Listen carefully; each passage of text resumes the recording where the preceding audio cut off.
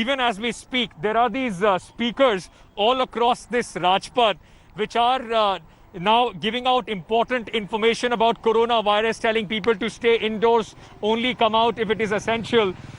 In all this, Delhi today has once again recorded more than 600 cases, and the total number of cases in Delhi have gone up 14,000 now. The deaths have also gone up somewhere around 270. Now, the Delhi government, keeping regard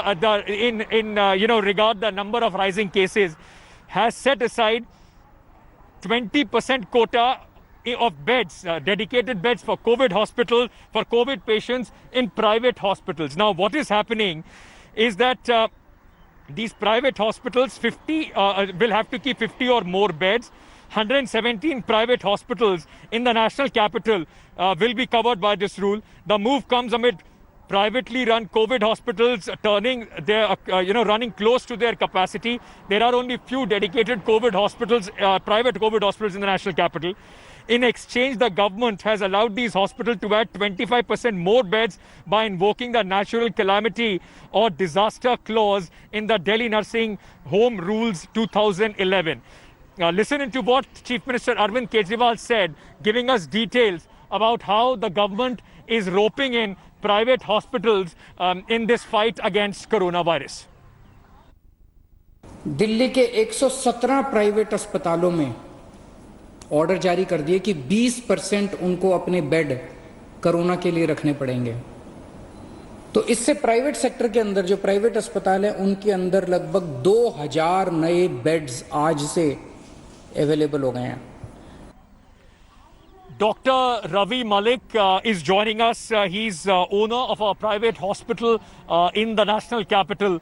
And Dr. Malik, if I may understand from you, what do you make of the Delhi government's order of asking, hospitals, private hospitals, 117 of them, to reserve 20% beds in their hospital for COVID-19 patients?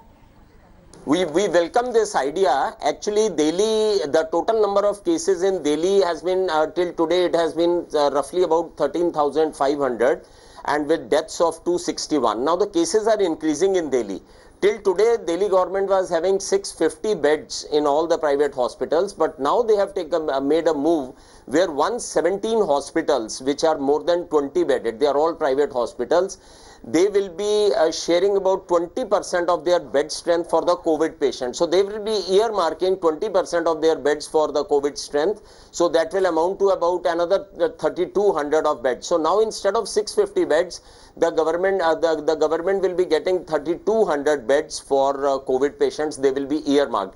Initially, the policy with the government was that they will be giving only and only the COVID earmarked hospital, so that the patients of non-COVID and COVID should not mix, because a lot of diabetic patients, a lot of heart patients, they can get infection. But now because of emergency measure, so they are forced to put 20% of the beds in each hospital, taking the control of the infection. But, Dr. Malik, what would you say? A lot of people have been complaining that the private sector did not do their job in terms of the crisis, in the midst of a crisis, very well. They are still profiteering. People are complaining about high cost, in fact, charges being taken from the patient, those who are coming in the hospital, private hospitals, those who are getting treatment from COVID, for COVID-19. Definitely prices have to be rationalized, and in the government order they have said you cannot overcharge the COVID patients, and they will be treated as per with your own whatever is your tariff of your hospital, so they will be treated with that only. It will not be that you can overcharge the COVID patient in any way. So this is a good welcome move by the government, and the government will get good strength, and even private sector will also get to serve the humanity for that matter, and they will also share the bed. So it is a good move by the government. Thank you, Dr. Malik, for joining us and sharing your views. Private sector has to play a very, very important role in this fight against coronavirus, because at this point of time, I must say, though there are hospitals, private hospitals pitching in, but largely the battle lines are at the government hospital. That's the front line where this battle is being fought. Hello everyone, this is Rahul Kamal here. Hope you enjoyed this video. For the latest news and analysis, like and subscribe the India Today YouTube channel and don't forget to press the bell icon to stay updated.